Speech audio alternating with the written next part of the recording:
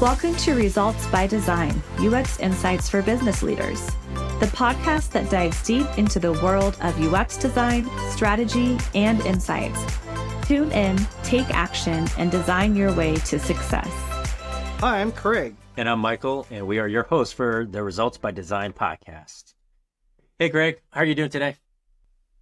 I'm doing well, thanks. It's starting to be spring here. The cherry blossoms and the plum blossoms and the apple blossoms are out. It's a pretty time. Yeah. How are you doing? Pretty good. I'm just excited. We have a couple days till spring break. Get to spend some time with the family. I'm sure you are as well. Yeah, it'll be nice to take a little time off. Yeah. So what are we going to talk about today? A few episodes ago, you and Deborah talked about changes in today's B2B buyer journey. And these changes in the buyer journey and buyer behavior directly impact a company's B2B website strategy. So I thought it would be interesting to talk with you about the elements that make up an effective B2B website strategy from a UX perspective. How does that sound? Yeah, that sounds great. Let's do this. Okay. Thought I'd frame it by this. If you were to Google or ask ChatGPT, what are the elements of an effective B2B website strategy? You get a definition and then a list of elements that make up a web strategy that sounds something like this. And I printed one off. And it says, an effective web strategy encompasses various elements that work together to achieve specific goals, whether they are related to branding, marketing, sales, or customer engagement. Here are key elements to consider when developing a comprehensive web strategy. And then there's usually a list of, 10 to 15 things that encompass, business goals and objectives, target audience analysis, user experience design, content strategy, SEO, technical performance metrics and analytics, security and compliance, accessibility, social media, marketing integration, etc.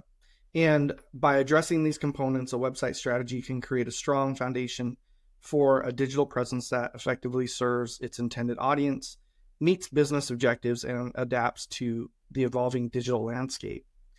So pretty standard playbook. But in my mind, or in our minds, what separates an effective web strategy from the standard playbook is digging deeper into 4 areas that lay the groundwork for the other 6 to 7 elements. And to think about it in this way, to ground the strategy, you need to have clarity on business goals and objectives and the target personas and buyer journeys. And then to cast that vision, you need to define the UX strategy and the web content strategy. So, Mike, I'd love to hear your thoughts on this. Yeah, grounding the strategy and casting the vision. I like how you frame those. We've been doing a lot of work around these 4 that you just named, which I really think have contributed to our clients' overall web strategy and success. Oh, yeah, absolutely. Both are equally important. So if the strategy is not grounded, it's not defensible. And if the vision isn't cast, you don't get buy-in at all levels. And then the initiative tends to lose momentum and energy because people don't remember the reason they're working on this, over time, unless that vision is strong. So I'd love to ask you this, Mike. In your opinion, where do teams go wrong in developing their web strategy? A few things come to mind. First, basing strategy on a lack of data or bad data. And what I mean by that is, even in the presence of good data, which, I would say is a good balance between quantitative and qualitative, it's being confident that you have people to analyze and interpret the data, first and foremost, and being able to tease out the actionable insights that will help inform your decision-making. Another thing that comes to mind is not putting the users first, or at least having them part of the conversation. So, there's every organization, at different levels of UX maturity. And, do you remember, Craig, the 6 levels of UX maturity from Nielsen Norman, where Yes. Yeah, stage 1 is an organization that's absent of UX, and it goes all the way to stage 6, which is an organization that is completely user-driven. Even if you're at the lower end of that scale, good web strategy should include users as part of their strategy. And if you want to be successful, period, I think they should definitely be a part of your strategy. The last one that comes to mind is not thinking big enough. So it's what this means is having a vision for where you want to be 3 or 5 years out, not just the current year. Making sure your web strategy aligns and scales to that. Got it. These are great points. I'd love to expand on them. Could you dive deeper into the idea about not thinking big enough? Yeah, so I think back to a quote that I saw by Richard Branson that reads something like, if people aren't calling you crazy, you aren't thinking big enough. The way I see it is customers have really high expectations when it comes to digital experiences. And so sometimes you just have to make bets on where you think the tech is going to be. Competition, as you know, is fierce out there, and tech and UX have become differentiators for many. It amazes me though that, we work with so many folks and we're, in the year 2024, and there's just so many companies that feel like they've, fallen behind with respect to both of these areas. So when I say think big, a lot of what organizations should be thinking about are actually table stakes. They need to think past a year or two, like I was saying, and start thinking about where they want to be without being bogged down by the constraints. Because, everybody does have constraints, but they really need to establish that vision or North Star of where they want to be. And the organization agrees on that vision, then you can work on the impediments that might keep you from getting there. But otherwise, you're just incrementally inching forward, and that approach does not scale, and it just may not be enough to survive out there. Yeah, that's a great point, because I made some notes here that, thinking big in terms of 3 years out, when we talk about a North Star, the reason I feel like that is so important is, the average tenure of a CMO is typically around 3 years. The average corporate website, not average, the corporate websites in the B2B space typically get redesigned every 3 years or so. And if you're not casting your vision and setting your goal out that far, then when you start looking at doing a work back or a roadmap, you're always going to be aiming short of that. Yes, sir. And then I think the other part about thinking big, and you can correct me on this, but a lot of times when you're working in a corporate environment, you start getting institutionalized to all the boundaries and the constraints that you have to work within. And so your expectations get shrunk. And so your ability to think beyond that, I think, gets really impacted. So those are two things I took down from what you were saying. Absolutely. In those cases, things like that, how do you help teams expand their thinking? Mm-hmm. So I'll be honest, organizations, they use external agencies or consultancies like us, even when they have their own design teams. The rationale is that agencies and consultancies aren't jaded or institutionalized, like you were just saying. They bring a fresh outside-in perspective, and, we're just trained to think big.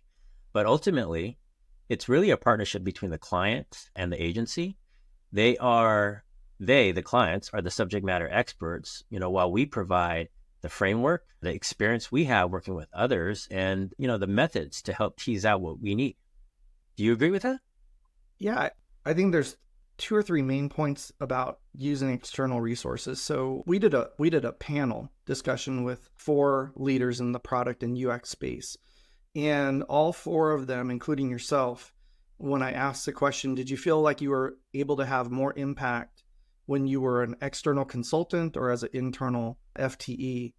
100% of you said as an external consultant. And when we went around the panel and asked why, the common thread was, once you're in a corporate role and you're kind of building your career path, you start thinking about things in a more safe way, or thinking about it more, about the negative impact that you might have if you make a mistake.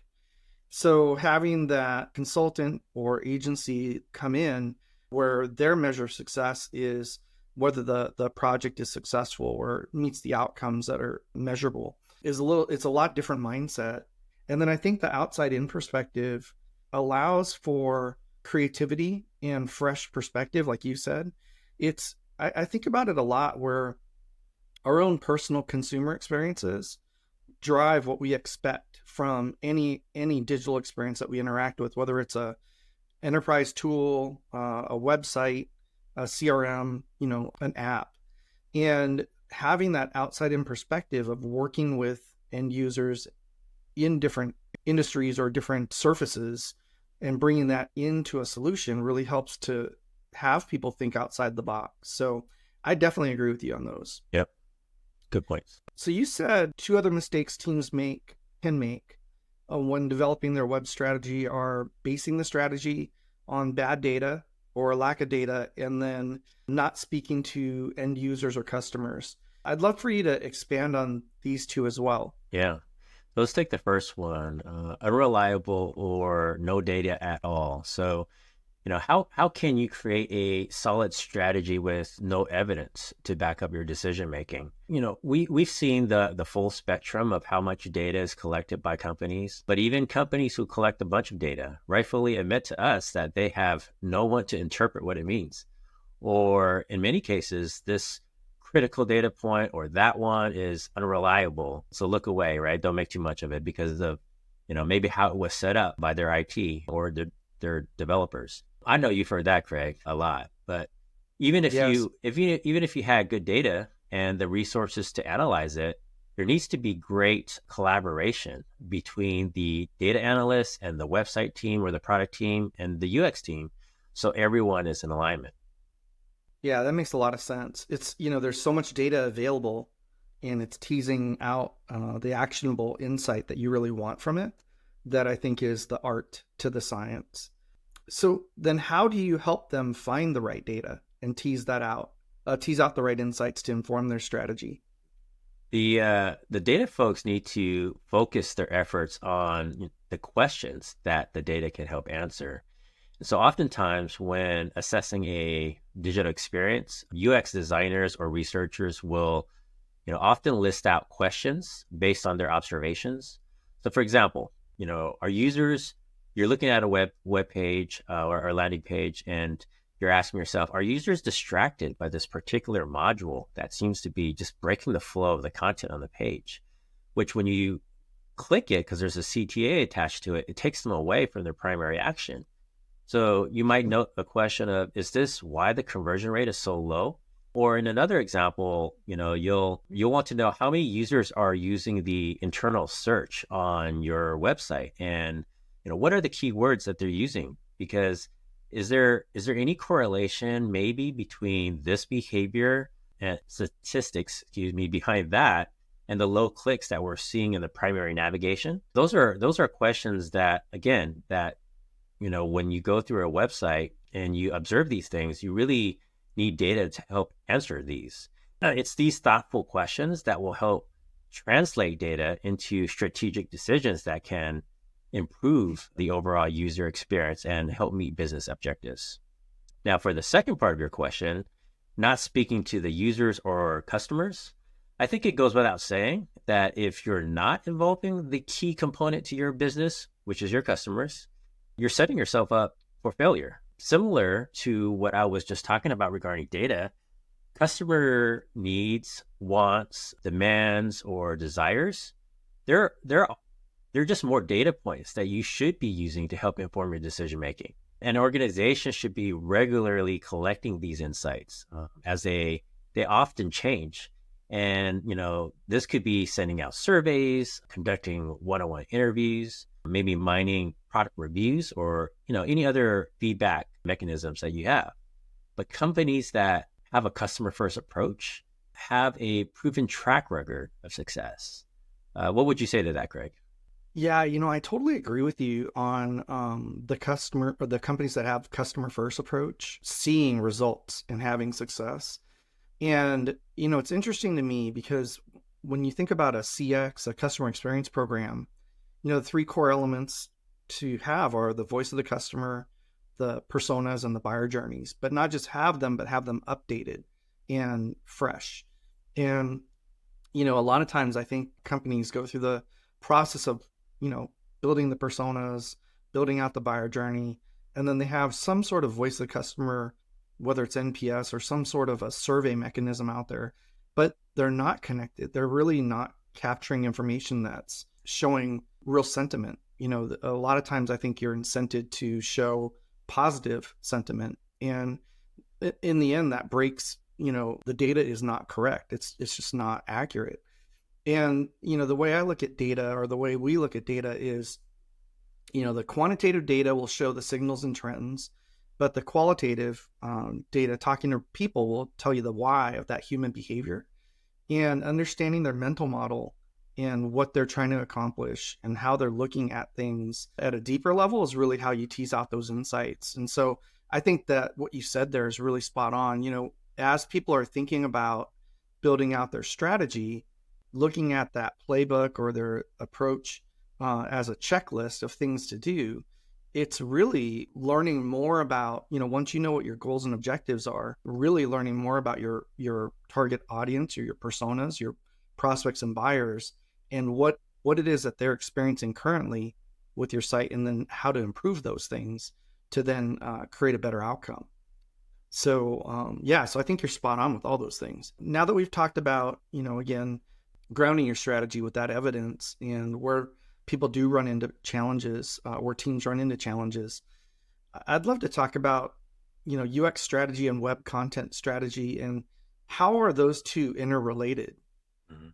Well, in short, web content strategy is deeply interrelated with UX strategy. Let me try to separate the two out real quick. So web content strategy focuses specifically, I think, on how content is used to communicate and engage with users to meet both user needs and business objectives, while UX strategy, which is broader in scope, focuses on the holistic interactions between the user and with the company's product or service, making sure that there's consistency, there's cohesiveness, and aligning users' needs with business objectives.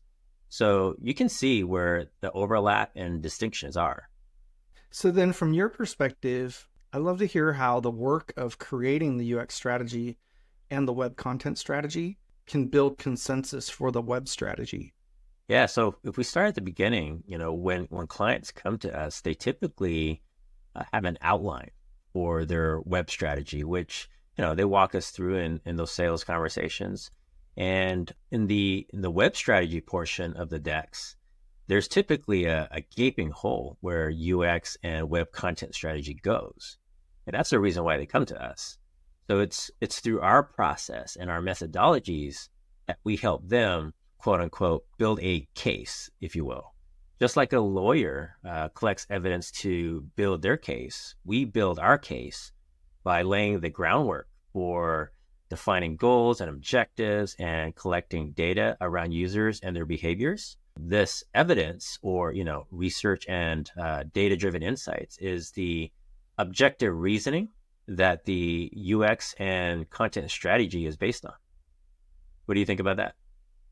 I love how you use the metaphor of building a case. The evidence comes from the facts, the research, the analysis, and insights that inform the recommendations. And if you think about it just in a checklist, if you will, even though this isn't, but goals and objectives, those are facts. Personas are backed by qualitative and quantitative research. The buyer journeys are, again, backed by research, quantitative and qualitative. And then reviewing the current state, whether that's the content audit, the analytics, the UX review, allows you to then do a gap analysis to see where there's gaps in achieving the goals and objectives based on the personas, their mental model, and where they are in the buyer journey. One thing I know that we typically deliver as part of this is a recommendation for IA and navigation that's backed with research using card sorting and tree testing, and then envisioning key pages in a critical flow so that they can start to buy in or start to envision the future. And then all of that is wrapped up in recommendations for UX and content. And so I love how you talk about it as building a case, because really they're able to take away this deliverable, a report or a deck, that then they can take and incorporate the rest of the web strategy components and then build out their greater strategy. Yeah, this is really good stuff, Mike. Any final thoughts? It can be a big effort, definitely, for companies to take on. But again, I think with the right partnership, with the right guidance, it's not impossible to get through.